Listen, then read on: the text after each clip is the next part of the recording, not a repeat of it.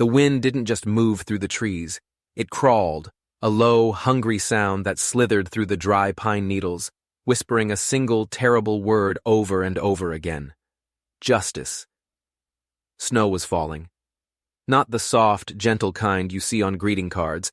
This was a cruel, silent snow, falling like ash, blanketing the world in a cold, white judgment.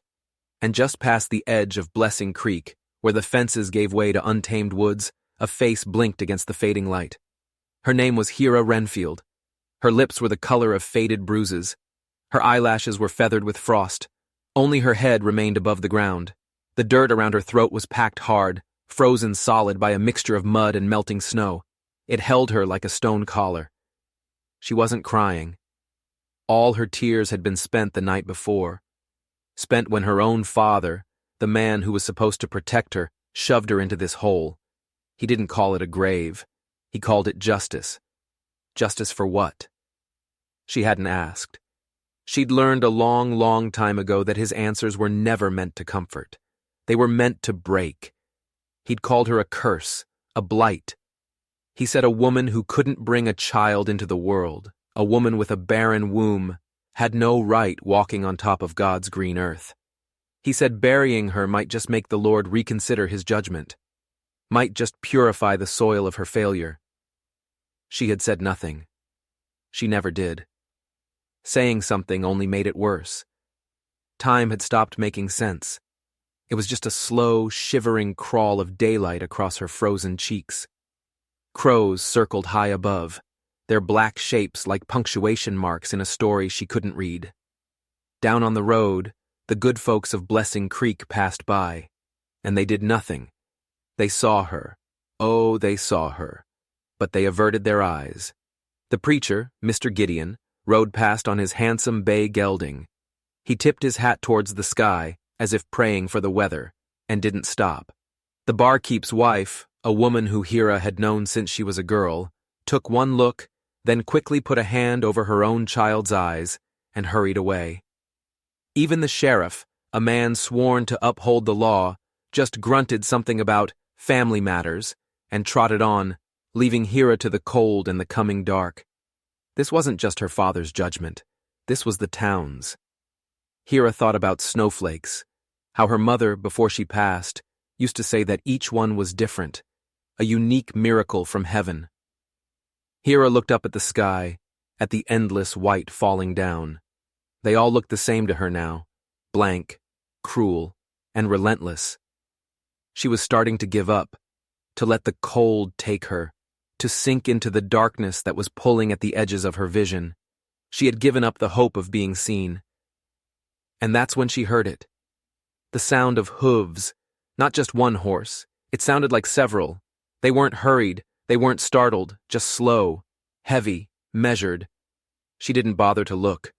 It was probably just her father coming back to see if she was dead yet, coming back to finish the job.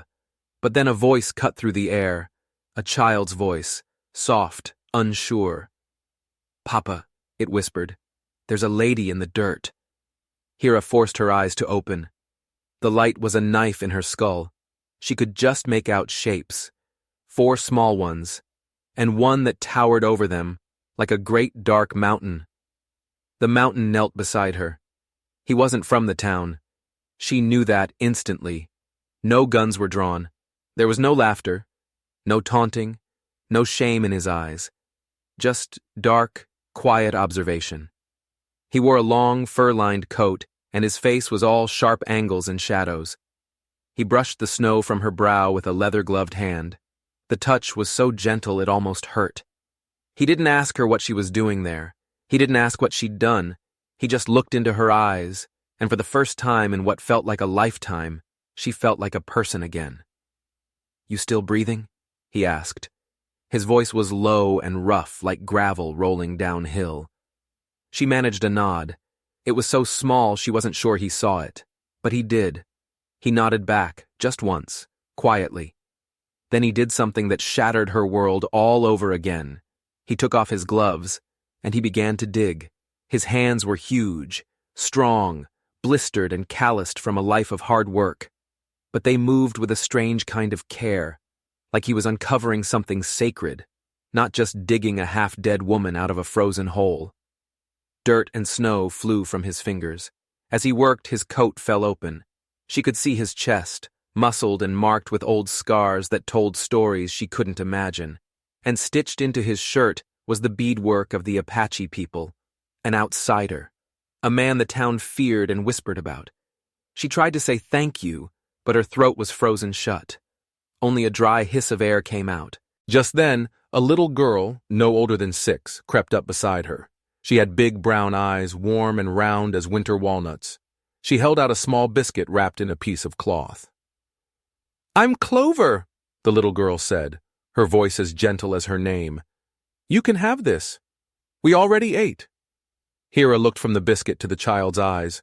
There was no fear there, no judgment, just a simple, profound offering. The dirt finally started to give way, an inch at a time. First her shoulder emerged, then her arm, pins and needles screaming through her flesh. The sun was dipping below the horizon now, painting the sky in shades of blood and orange. The man didn't stop. He didn't slow down. He dug until the frozen earth finally sighed and released its grip. She fell forward, out of the hole, a tangled mess of roots and frost and broken hope. And he caught her. He caught her and lifted her into his arms as if she weighed nothing at all. He cradled her against his chest, her head resting against the steady, powerful thrum of his heart. It was the first heartbeat she'd felt in 2 days that wasn't her own, thundering with fear. The children followed close behind him. 2 boys, one with dark hair braided down his back, the other with a curious, sharp gaze. A second little girl, this one with a missing front tooth, clutched a wool blanket, dragging it through the snow. They walked right through the edge of town, and nobody stopped them. Not when he passed the general store, where the shopkeeper, Mr. Abernathy, was sweeping his porch. The man's eyes met Silas's. Abernathy's face twisted. He spat a wad of tobacco onto the clean snow. "You'll regret taking her in, Red Elk," the shopkeeper snarled. "Some soil is cursed, it don't never grow again." The man, Silas, didn't reply. He just adjusted Hira's weight in his arms and kept walking, his steps steady and sure. They passed the church. The bell was silent. They passed her own farm, the Renfield farm. Her father's old mule stared at them through the fence, its eyes dull and empty. Her father, Amos Renfield, was nowhere to be seen, drunk in a ditch or hiding in his house. Maybe both. Still, nobody stopped them. Nobody said a word. The town just watched as the Apache man carried the buried girl away into the woods. Hira drifted in and out of consciousness, a black tide pulling her under and then spitting her back out. When she finally woke for good, she wasn't in the cold anymore. She was in a small wooden cabin. Firelight danced on the log walls, making them glow like honey. A thick, warm quilt was tucked up to her chin. The air smelled of pine smoke and baking bread. She turned her head, wincing at the stiffness in her neck. A pot was simmering on a small stove. Tiny coats hung from wooden pegs on the wall. Under the table, one of the little boys was fast asleep, wrapped in a buffalo hide. And sitting in a chair nearby was the man, Silas. His shirt was off now. He was humming a low, wordless tune as he tended to a fresh scar on his arm. It was a deep gash, something recent. Her mind flashed to the shopkeeper's words, "You'll regret taking her in." Had someone already tried to make him pay for his kindness? She tried to sit up, but a wave of dizziness and pain forced her back down. He looked over at her, but he didn't rise. He just gave her that same quiet nod. "You're safe," he said. "Cabin's warm. You'll stay till you're strong." "Why?" The word was a dry, cracking sound, like thin ice breaking. It was the first word she'd spoken since before the hole. He didn't answer her directly. He just stirred the fire, sending a shower of sparks up the chimney. "Ground's no place for a person who still breathes," he said, his back to her. The next morning, he was gone before dawn. But he'd left a bowl of warm oatmeal and a cup of weak tea on a stool by her bed. The children were quiet. They fed the fire and moved around the cabin with a practiced stillness, giggling only once or twice in hushed whispers. Hira ate with hands that shook so badly she spilled half the oatmeal on the quilt. Then she fell back into a heavy, dreamless sleep. That night, she woke up with a scream trapped in her throat. She was back in the hole, the weight of the earth crushing her, snow filling her mouth, the darkness pressing in on her from all sides. The cabin door creaked open, and for a terrifying second, she thought it was her father. But it was Silas. He had a basket of firewood in one arm and a freshly killed fox slung over his shoulder. The sight of him, so calm and capable, broke something inside her. She started to weep, quietly at first. Then her shoulders began to shake with silent, racking sobs. She hated herself for it, hated this weakness. He walked right past her. He placed the fox near the stove and started adding logs to the fire. He didn't speak. He didn't look at her. "I'm broken," she whispered into her hands, the words tasting like shame. He paused. His whole body went still. Then he turned, and his voice was so low it was almost part of the crackling fire. "Only things that are strong enough to be broken," he said, "can survive being buried." Silence stretched between them again.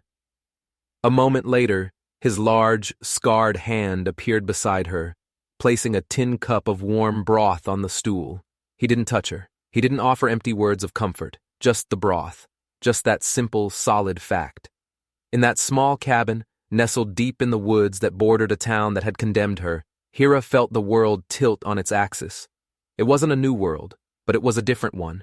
A world where a girl buried in the dirt could be seen, could be heard, could be saved. She drifted back to sleep, tucked under a quilt she hadn't sewn, warmed by a fire she hadn't built. And in the deep, silent darkness beyond the cabin walls, the snow began to fall again. But it seemed softer now, gentler, as if it, too, was tired of all the judgment. Inside, a fire crackled, steady and warm. The children breathed deep in their sleep. And a man named Silas Red Elk sat by the fire, sharpening a blade. Not for a fight, but for skinning the fox he would feed his family. Quiet hands, a quiet life. But as he worked, he glanced over at the sleeping woman he'd pulled from the earth. And in his eyes, just for a second, there was something unreadable. It wasn't pity. It wasn't charity. It was recognition. It was the look of a man who knew what it felt like to claw your way up through the cold. He knew what it was like to be buried, one way or another. Hira closed her eyes. And for the first time in more years than she could count, her own breath did not feel like a burden. She was not healed. She was not whole. She was not even close to being ready for what was to come. But she was safe. And that, she was starting to realize, was only the beginning of a much larger, much more dangerous story. The days that followed in the cabin passed like the pages of a book you don't read out loud. You feel them in your bones. Hira woke each morning to the sight of frost tracing intricate patterns on the window panes and the smell of cornbread warming the air. Her limbs, once so stiff and cold they felt like they belonged to someone else, were slowly starting to remember how to move. The pain was still there, a dull ghost that haunted her joints, but she was no longer afraid to take a full breath. Silas was a quiet storm. He left before the sun was up and came back after it had set. The woodpile by the door was always full. Game was always cleaned and skinned before she even saw it, ready for the pot. He never asked her questions. He never seemed to expect anything from her. He was just there. A constant, steady presence in a world that had been anything but. He moved through the world like a man who'd lost something he never, ever spoke of, and the silence around that loss was as vast as the winter sky. The children were another story. Clover, Nico, Mika, and Ash. They orbited her with a quiet curiosity, as if they'd known her their whole lives. There was no pity in their eyes, no whispered questions behind her back, just small, simple offerings, a crudely drawn picture of a flower left on her pillow, a perfectly boiled egg placed in her hand. A single red ribbon, probably from Clover's own hair, dropped onto her blanket while she slept. Clover was the one who sat with her the most. She'd tuck her small legs under her body like a little fox cub and watch Hira with those big brown eyes. "You don't talk much," she chirped one afternoon. "But that's all right. Papa says the quiet ones are the ones who hear everything." Hira could only nod. Her voice was still a broken thing, a rusty hinge that grated in her throat. She hated it. She hated how weak she sounded in this house that smelled so strongly of warmth and cedar and safety. One evening, as the melting snow dripped from the roof in a rhythm like slow, fat teardrops, Hira decided she couldn't just lie there anymore. She pushed herself up, her muscles screaming in protest, and took a slow, deliberate step into the small kitchen area. Her fingers, still pale but steadier now, found the sack of flour. She didn't ask permission. She just started measuring. She remembered her mother's hands years ago, moving with a practiced rhythm. The flour, the salt, the cool water. Her arms trembled as she began to knead the dough, the effort sending jolts of pain up to her shoulders. But she didn't stop. Mika, the boldest of the boys, peeked over the edge of the wooden table. "You making bread?" Hira managed another nod. A small grin split his face and he ran out of the cabin yelling for the others. They all rushed back in like a tiny, joyful storm and began setting the table with mismatched silverware and hand-carved wooden bowls. One by one, they placed the tin cups and folded the napkins as if preparing for a grand Sunday supper. When Silas returned that night, his face chapped by the wind and his eyes as quiet as ever, he stopped dead in the doorway. He sniffed the air. Cornbread, fresh, golden brown, steam rising from it in the firelight. Hira didn't look at him. She couldn't. She just placed the heavy cast-iron pan on the table and stepped back into the shadows by the hearth. It wasn't a thank you. It was more than that. It was a peace offering, an offering made not of words, but of work. Bread, after all, was the food of survival. It had fed soldiers and mourners and families since the beginning of time. He took his seat at the head of the table. He bowed his head for a brief, silent moment, then broke off the first piece without ceremony. He gave half to little Ash, the youngest, and ate the rest in 3 quick bites. The silence was thick, heavy. Hira's heart pounded. When the meal was over, he stood, scraped his plate clean, and turned to look at her. He only said 2 words. "You're strong." She felt those words in her marrow. They warmed her more than any prayer, more than any fire. They were a simple statement of fact, and they were true. Later that night, Hira sat by the fire, rethreading a worn-out pair of Nico's mittens with old yarn. Her hands were raw from kneading the dough, but they were steady now. A rhythm was forming inside her, not just in her actions, but in her very being. The children, sensing the shift, began to open up to her. Clover asked if she liked foxes. Ash showed her a special way to skip stones for when the snow finally thawed. Nico, the silent, watchful one, left a small, beautifully carved wooden sparrow on her bedside, and Mika, the boldest, told her everything. He told her how Silas's wife, their mother, had died 2 winters back. He told her how the folks in town whispered about the half-blood house in the woods. And he told her, with a fierce loyalty that made Hira's chest ache, none of that matters, 'cause Papa don't hear their nonsense. He only hears people. But Hira heard it. When Silas had to go into Blessing Creek for supplies, salt, sugar, lamp oil, he always came back quieter, heavier. The children knew not to ask why, and Hira didn't either, but she knew. She knew the town's judgment was as heavy and cold as a winter snowdrift, and she, the girl who'd been buried alive, was now living under the roof of an Apache man with 4 children and no wedding ring on his finger. That kind of story didn't just sharpen tongues, it sharpened knives. The very next morning, she stepped outside to help with the chores.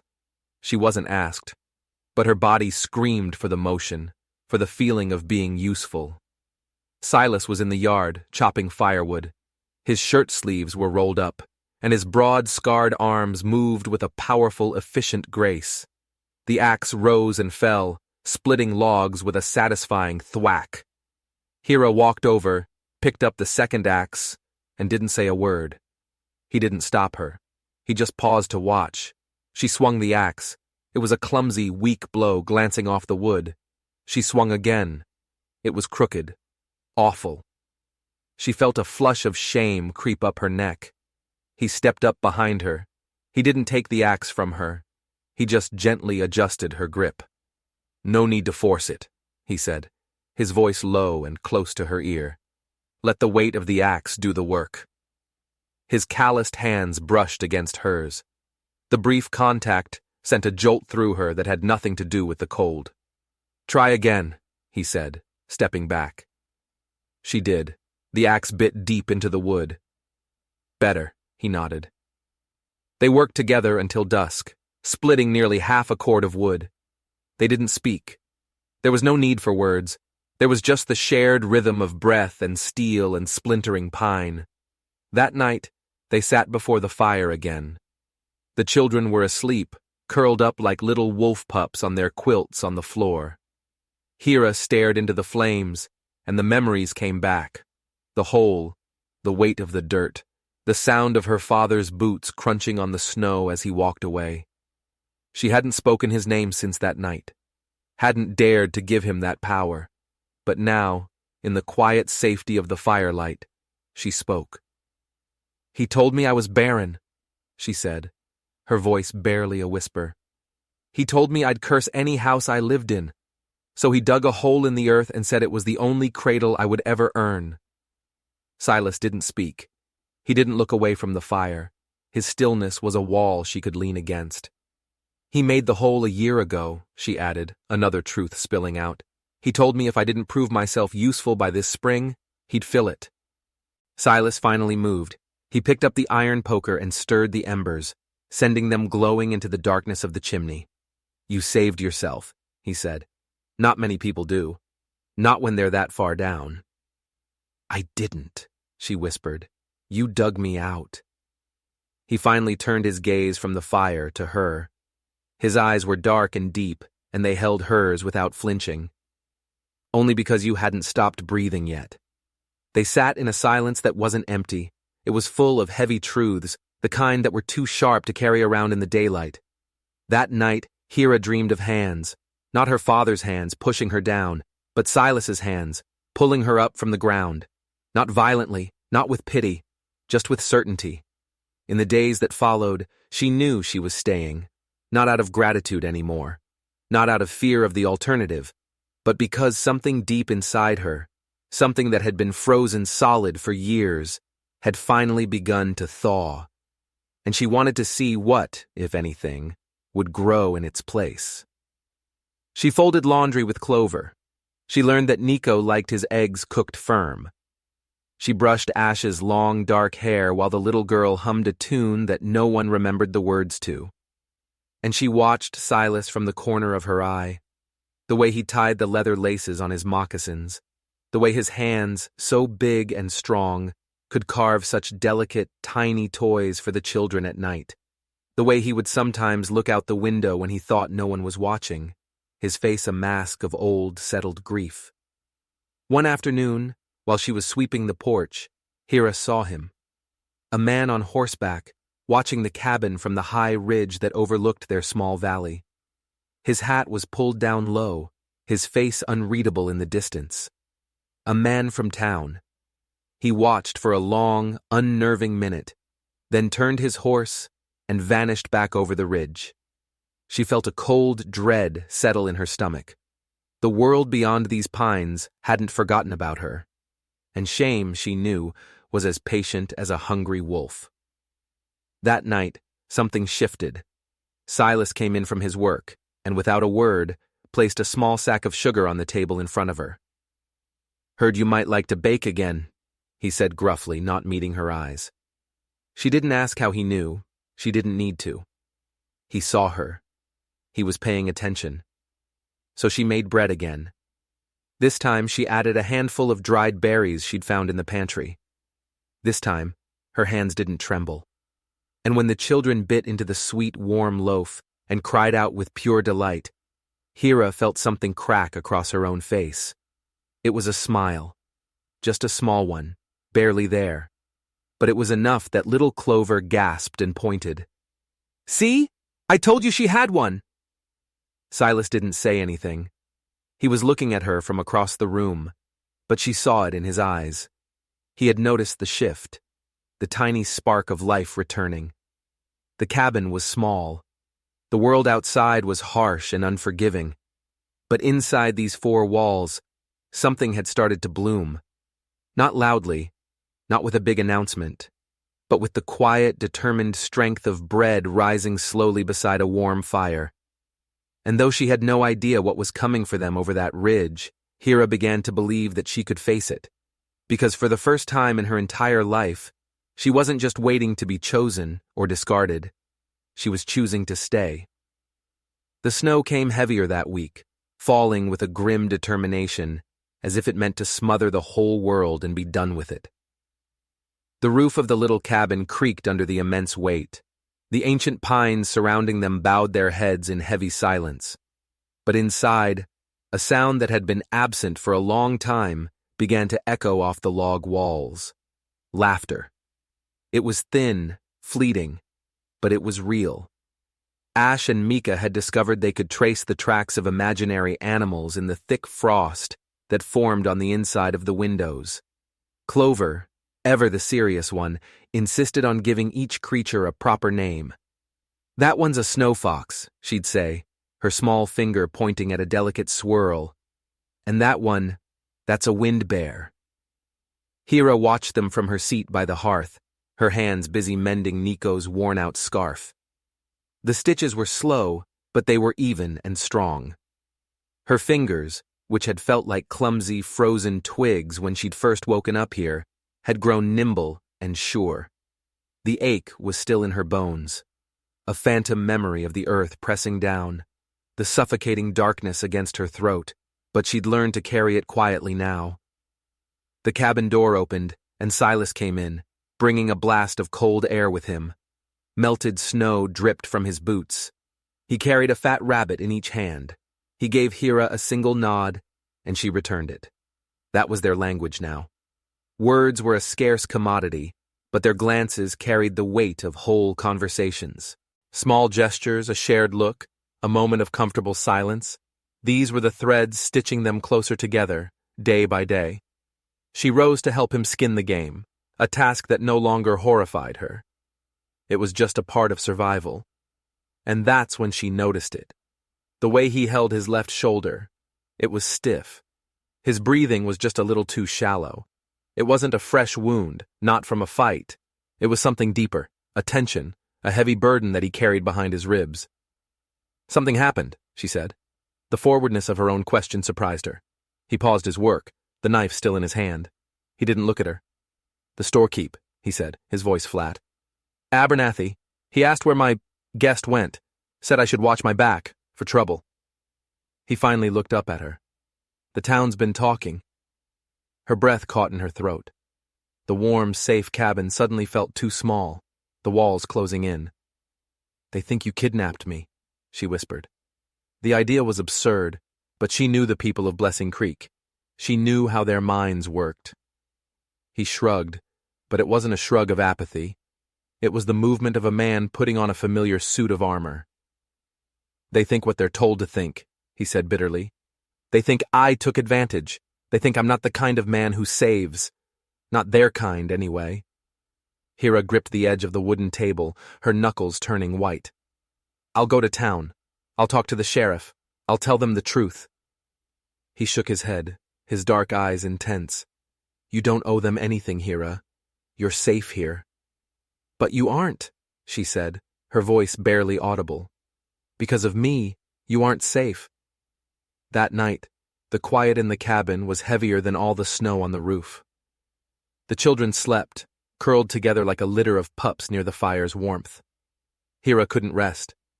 She stood by the window, staring out at the blank, endless white of the landscape. Somewhere beneath all that cold, the land was still breathing. And maybe, just maybe, she was too. She reached out and touched the frost-rimmed glass. "They buried me because I couldn't make life," she whispered to her own reflection. "But I was never dead." A floorboard creaked behind her. Silas stirred from the shadows of his chair. She hadn't known he was still awake. "You don't have to tell me," he said softly. "I need to," she said, turning to face him. The firelight warmed one half of her face, leaving the other in deep shadow. It felt fitting. "My mother, she died birthing my little brother. He only lived for 2 days. My father, he wasn't always so cruel. But after that, something inside him just snapped.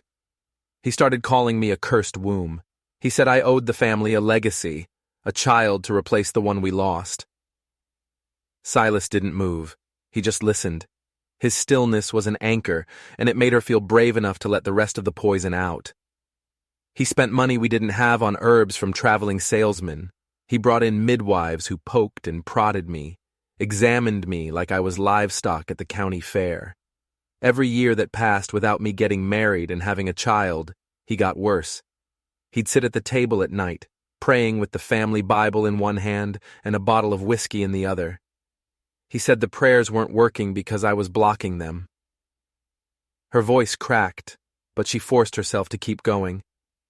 "One night last year, he just started digging. He dug a hole right there in the clearing. He pointed at it and he said, 'If the ground is blessed enough to grow crops, maybe it's blessed enough to grow a proper daughter.' He said I had until the spring thaw to give him a grandson, or he'd put me in it for good." The ugliest part came out in a choked whisper. "I didn't fight him. When he came for me last week, I just let him. I knelt down, and I got in the hole myself. I think a part of me believed him, that maybe I really was broken enough to deserve it." Silas stood up then.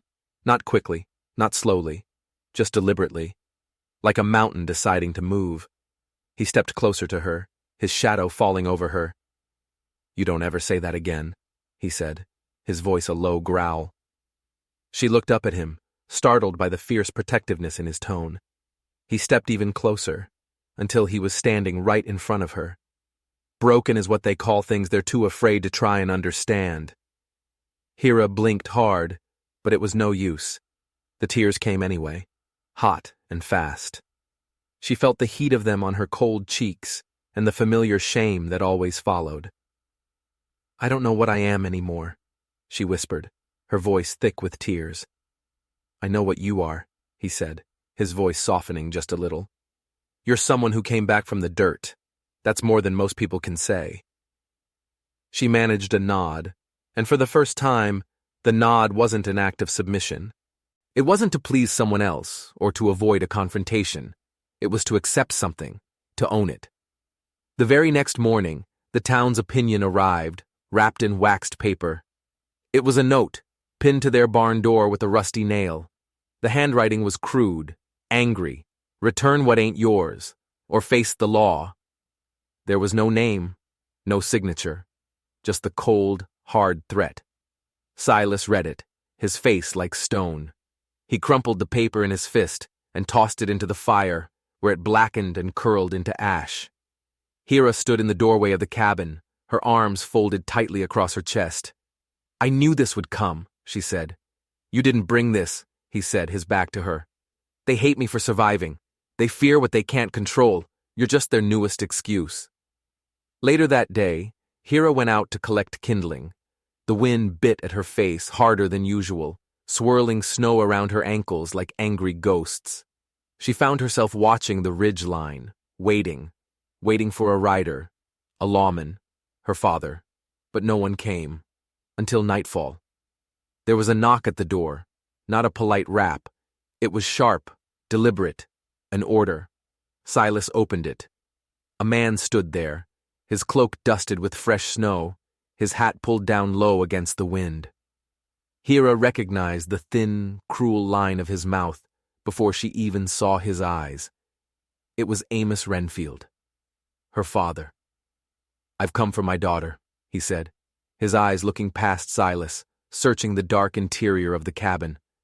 "Don't need to be no bloodshed here, Red Elk. Just give her back to me and I'll take her home. We'll handle this proper. Hera felt a cold dread, but then something else rose up to meet it, something hot and fierce. She stepped out of the shadows and into the doorway. Her legs trembled, but she locked her knees and stood straight. "I'm not yours," she said, her voice clear and cold. Amos raised a single mocking eyebrow.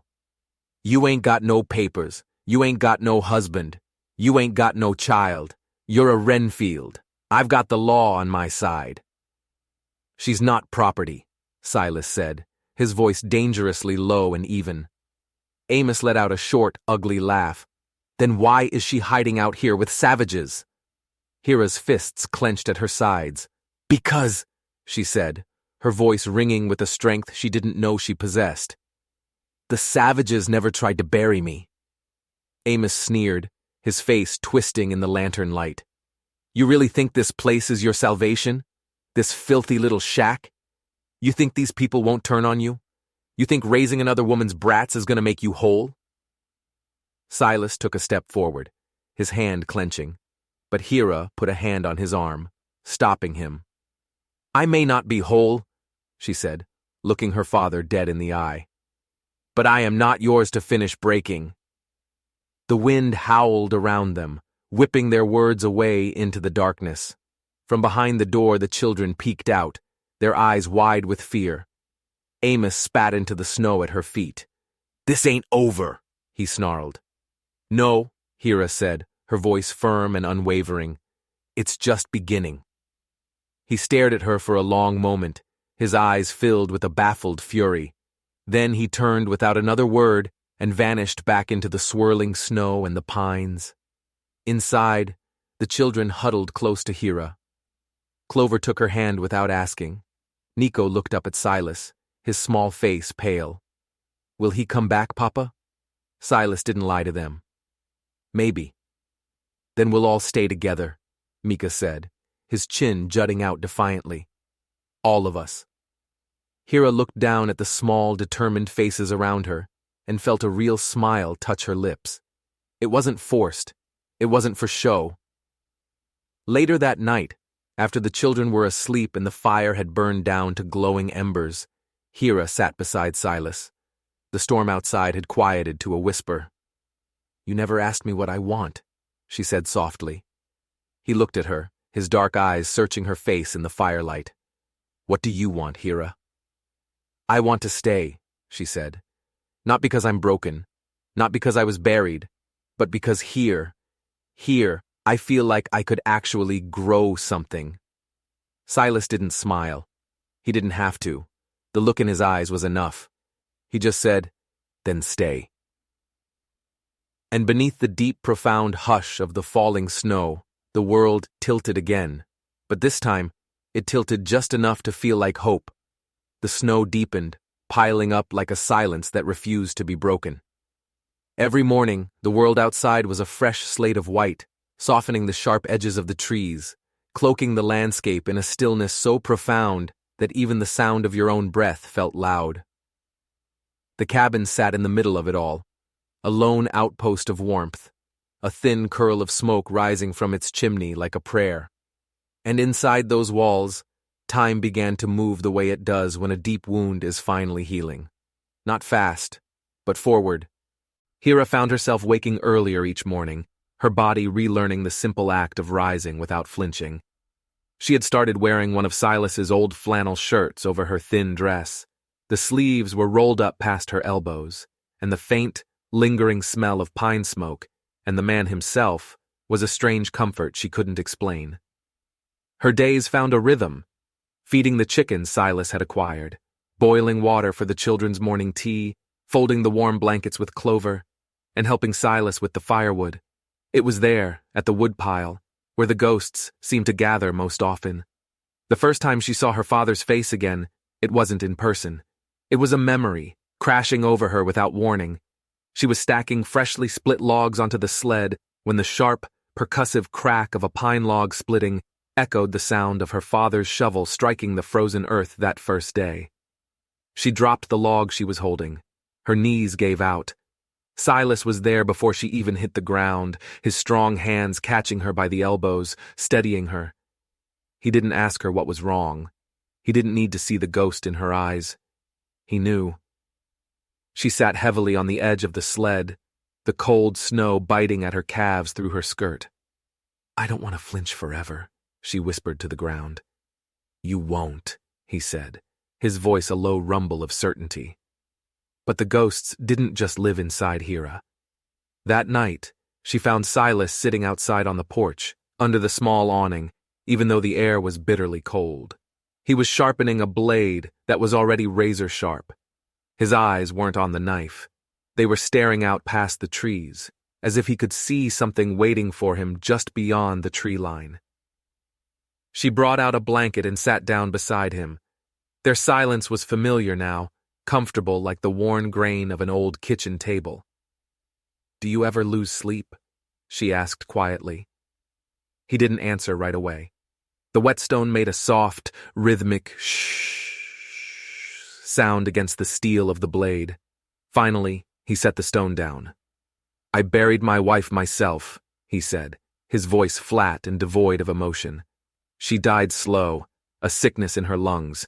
I carried her body up to the high ridge, the one that catches the first light of the sun. I built a stone circle around her, the way my grandfather taught me. I wrapped her in the blanket she made for our wedding night." Hira stared at her own hands, twisting them in her lap. "She wanted a fifth child," he continued, his voice dropping even lower. "I told her no. I told her we already had 4 mouths to feed, that our hands were full. She died angry with me." He looked over at Hira, and in the faint moonlight she could see the profound pain etched into his face. "You think she's still angry?" He shrugged, a heavy, tired movement. "I think the dead stop caring about blame. It's the living who keep dragging it behind them like a broken wagon." The next day, the town made its move. This time it wasn't a note. It was the law. The sheriff himself rode up the path to the cabin. He had 2 other men with him, deputized citizens who wore the smug, self-satisfied look of men who believe they are bringing righteous order to the wilderness. And riding behind them, his face flushed and grinning with triumph, was Amos Renfield. Silas stepped out onto the porch before they even had a chance to knock. He stood there, planted, his arms crossed over his chest. "You come for the law?" he asked evenly. "Or you come for trouble?" The sheriff, a portly man named Abernathy, the storekeep's cousin, unfurled a crumpled piece of paper. "Hira Renfield has been officially reported missing," he announced, his voice booming with false authority. "Kidnapped. Her father here claims she was taken from his property against her will."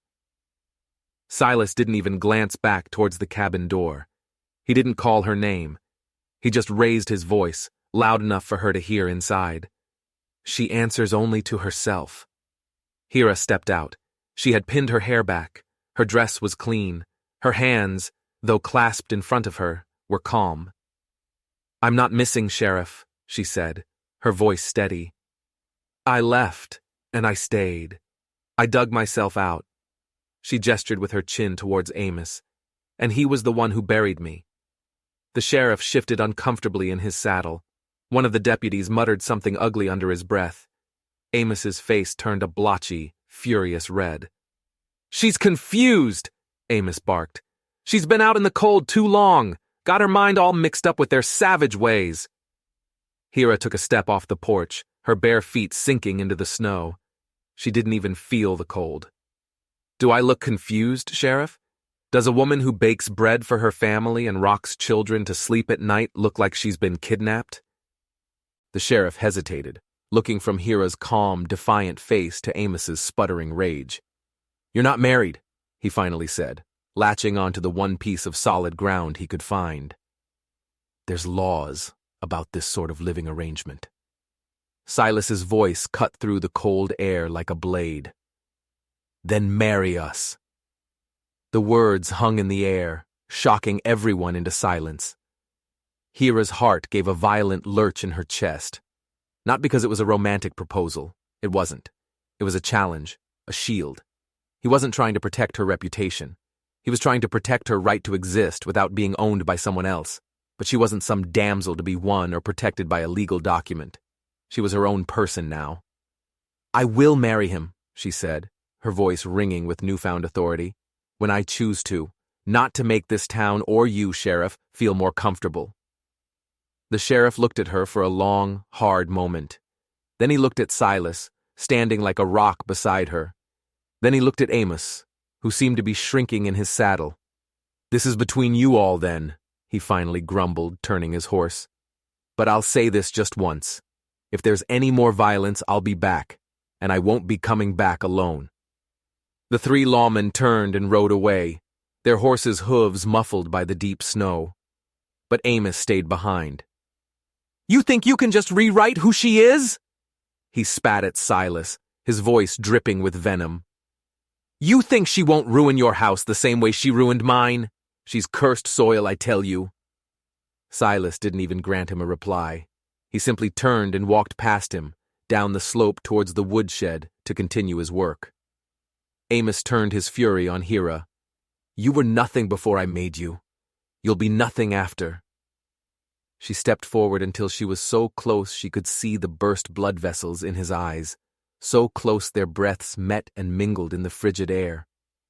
"Then why?" she asked, her voice a soft, dangerous whisper. "Are you so afraid of me?" She saw his hand twitch, saw it rise halfway, ready to strike her. The old Hira would have flinched. The old Hira would have cowered. She didn't move a muscle. She just stared into his eyes, unblinking. He didn't swing. He just stared back at her, a look of utter bafflement on his face, like a man who suddenly realized the grave he had dug was actually his own. He lowered his hand, turned, and stumbled away towards his horse. She watched him go. The wind blew the cabin door shut behind her with a definitive slam. That night, Silas didn't sit outside in the cold. He stayed in the main room of the cabin, sitting by the fire, patiently mending one of Clover's little boots. The fire snapped and crackled, a cheerful sound in the warm room. Hira came and handed him the needle and thread without speaking, and as he took them, their fingers brushed. Later, much later, when the children were sound asleep and the wind rattled the shutters, she came and stood beside him near the hearth. "I'm not ready to be a wife," she said softly. "Not yet." He looked up from his work, his face calm and patient in the firelight. "You don't owe me anything, Hira." "I know," she said, "but I want to be. Someday. When I'm not still stitching myself back together with every sunrise." He nodded slowly. "I can wait." "I never had someone wait for me before," she whispered. He looked her straight in the eye. "I never had someone worth waiting for." She sank down onto the floor beside him, pulling a blanket around her shoulders. Their shoulders touched. The ghosts didn't speak that night. The crackling of the fire was loud enough to keep them quiet. Outside, the great dark woods seemed to be holding their breath. And inside, Hira did not flinch when Silas reached over and gently, so gently, tucked a stray strand of hair behind her ear. It wasn't a gesture of possession. It wasn't a promise. It was just quiet, simple, care. And somewhere deep in her chest, beneath all the fear, beneath the suffocating memory of soil and darkness, something warm and green began to take root. It wasn't love, not yet. It was something even rarer and far more brave. It was hope. The storm rolled in without any warning at all, as if it had been summoned by every buried grief and unspoken rage the land had tried for so long to forget. The sky turned the ugly color of raw pewter. The wind stopped whispering and started to howl, a starved beast searching for something to break. The snow didn't fall anymore. It came down in thick, heavy fists, piling up in massive drifts, bending ancient trees to their breaking point. The cabin stood alone against the onslaught, its hearthlight a fragile, flickering candle against the vast, roaring cold. Inside, Hira stirred a pot of stew with one hand and cradled a feverish Clover with the other. The little girl was drowsy and hot, her breath coming in shallow rasps. The boys, Nico and Mika, and little Ash sat close to the fire, trying to draw on the backs of old paper sacks, but they were too quiet, too alert. The fury of the storm had stilled even their young, boisterous hearts. Silas had gone out for a final load of firewood before the storm hit its peak. He should have been back an hour ago. The clock on the mantel ticked, each second stretching into an eternity. The wind slammed against the heavy wooden door once, twice, making the whole cabin shudder. Still no sign of him. Hira fought the urge to pace. She fought the memory of the sound the air made just before her father had thrown the first shovelful of dirt, the silence before the thunder. Then she heard it. Hoofbeats. But not the slow, rhythmic gait of Silas's steady mare. These were hurried, heavy, panicked. She moved without thinking. Her hand reached up and grabbed the old hunting rifle from its pegs above the mantel. The cold, heavy weight of it was a grim comfort in her hands. There was no knock. The door burst open, ripped from its leather hinges and slammed against the inside wall. Silas stumbled in, a human avalanche of snow and fury. His chest and hair were caked with it, and a dark trail of blood was running down his arm, staining his sleeve a frightening black in the dim light. Behind him, a voice Hira knew like the geography of a scar bellowed into the wind. "Hand her over, Red Elk! She was mine first!" Amos Renfield stood in the ruined doorway, a dark silhouette against the swirling white maelstrom. A double-barreled shotgun rested easily on his hip. And he wasn't alone. 2 other men from town flanked him, their faces grim and set, drunk on whiskey and righteous power. Hira stood tall, the heavy rifle in her hands. Her voice, when it came, was quiet, but it cut through the howling wind like a shard of ice.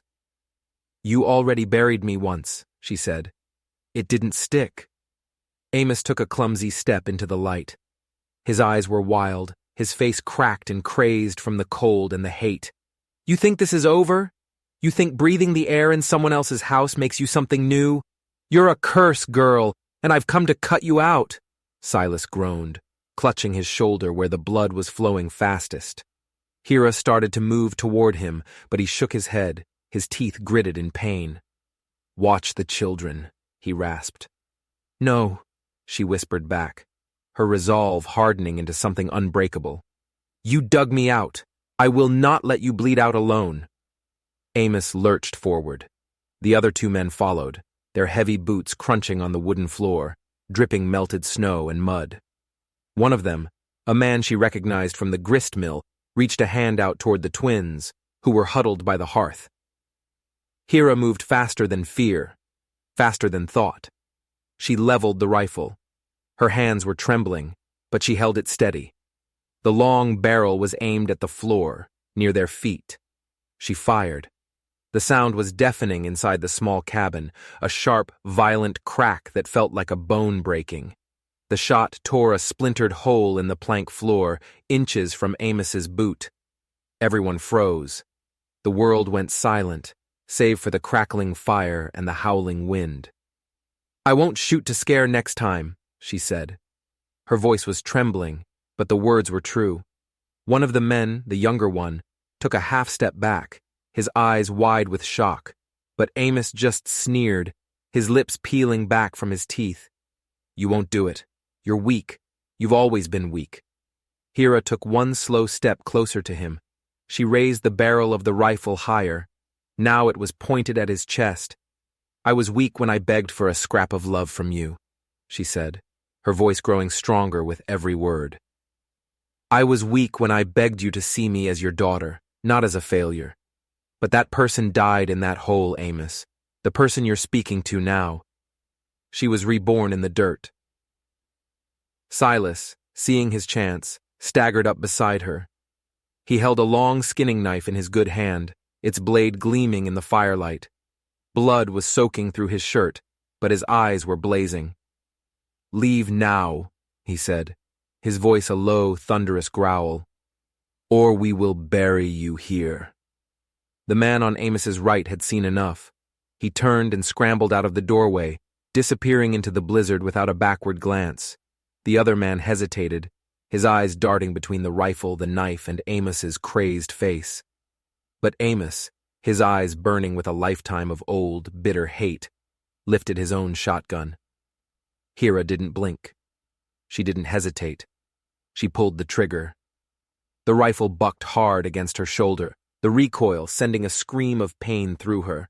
Amos was thrown backward by the force of the blast, not because he was hit. The bullet missed his heart by inches, smashing into the log wall behind him and sending splinters flying through the air. He was thrown back by the sheer, undeniable shock of it. The buried girl had actually fired.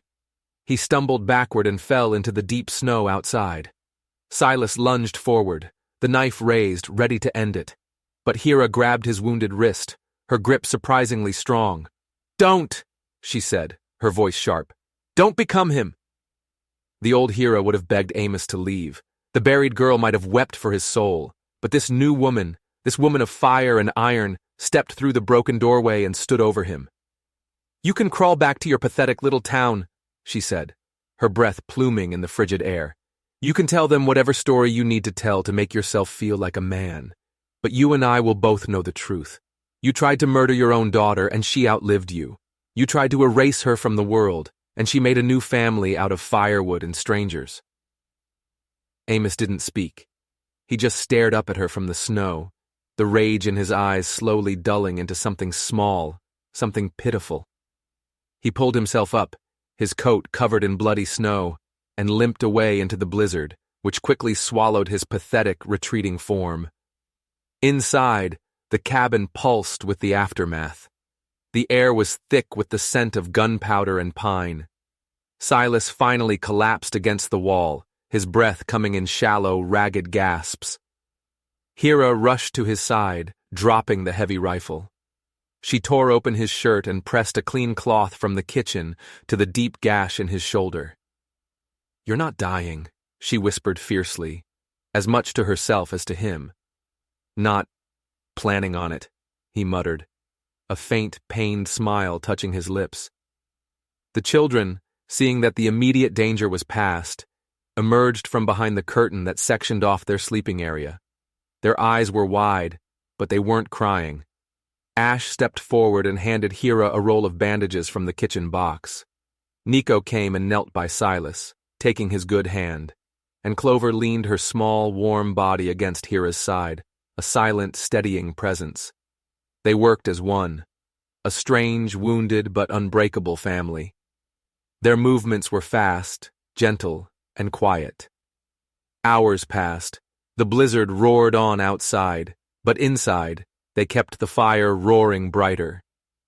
When the bleeding had finally slowed to a weak ooze, and Silas's breathing had deepened into a healing sleep, Hira stepped out onto the ruined porch alone. The snow was lighter now, kissing her eyelashes like tiny, cold feathers. The wind had lost its angry edge. The cold didn't bite her the same way anymore. Above her, the thick clouds had begun to break apart. Through a small tear in the churning gray, she could see a handful of stars blinking in the infinite darkness, like the distant, watchful eyes of ancestors. She took a deep breath, filling her lungs with the clean, cold air. Her heart was thudding against her ribs, a strong, steady rhythm, like the sound of horses' hooves on fresh earth. She turned and went back inside. The next morning, the world was silent, wrapped in a thick, pristine blanket of white. Word of the night's events had somehow already spread through the silent woods. No sheriff came, no angry townsfolk, no new threats. There was only a single folded letter, left on the fence post near the road. The handwriting was unfamiliar, feminine, and neat. It contained only 4 words: "You're free, stay free." Later that week, as the sky softened to a gentle blue and the great pines began to drip their heavy burden of snow, drop by glistening drop, Hira stood with Silas near the fire. His arm was in a sling, but the color had returned to his face. The children were outside, their laughter echoing through the clearing as they threw slushy snowballs at one another. "I thought I would never belong anywhere," Hira said softly, watching them through the window. Silas looked at her, and his gaze had that same quiet steadiness that always made her knees feel weak. "You didn't have to find a place to belong, Hira," he said. "You just had to be." And then, with no grand gesture, no rush or drama, he reached into his pocket and pulled out a small, intricately carved wooden box. He opened it. Inside, nestled on a bed of soft rabbit fur, was a ring. It was made of woven leather and a single hammered band of silver that shone like a captured star. "I won't ask," he said, holding the box out to her, "but I'll wait, if you'll have me." She didn't take the box from him. She simply reached in, took the ring, and slipped it onto her own finger. It fit perfectly. That night they all gathered around the rough-hewn table, 5 hands and 2 hearts, bound not by blood or by law, but by choice, by survival. As they shared a simple stew and the easy sound of laughter, Hera looked around the warm, fire-lit cabin at the faces of her family. And she whispered something that only the fire could hear. "I was buried once, but it was here, in this snow, with this man and these children, that I finally came alive." Sometimes, storms come to tear the world apart, and sometimes they come to sweep the past clean so that something new, something tender, can finally begin to grow. If you enjoyed this story and want to hear more tales of survival and justice, don't forget to like this video and hit that subscribe button. You never know what might be waiting just over the next ridge.